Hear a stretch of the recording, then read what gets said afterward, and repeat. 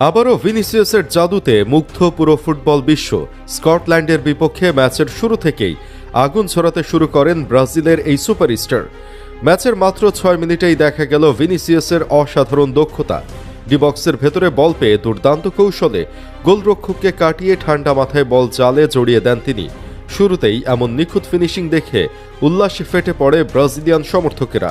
গোলের পর আবারও ভয়ঙ্কর হয়ে ওঠে ব্রাজিল।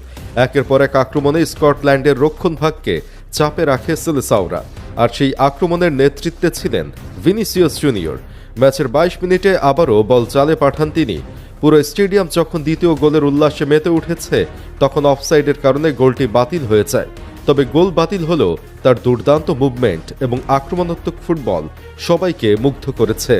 প্রথম হাফের একদম শেষ মুহূর্তে ভিনিসিয়াসের আবারও গোল। এবার হেডে জালে জড়িয়ে দেন তিনি বল এবং 2 গোল সম্পন্ন করেন এই গোলের মাধ্যমে। পুরো ম্যাচ জুড়ে ভিনিসিয়াস যেন প্রমাণ করে চলেছেন কেন তাকে বর্তমান সময়ের অন্যতম সেরা আক্রমণ ভাগের খেলোয়াড় বলা হয়। তার গতি, ড্রিবলিং আর আত্মবিশ্বাসে ভর করে স্কটল্যান্ডের বিপক্ষে দাপট দেখাচ্ছে ব্রাজিল। এক কথায় আবারও ফুটবল বিশ্ব দেখছে ভিনিসিয়াস জুনিয়র নামের এক দুর্দান্ত জাদুকরের পারফরম্যান্স।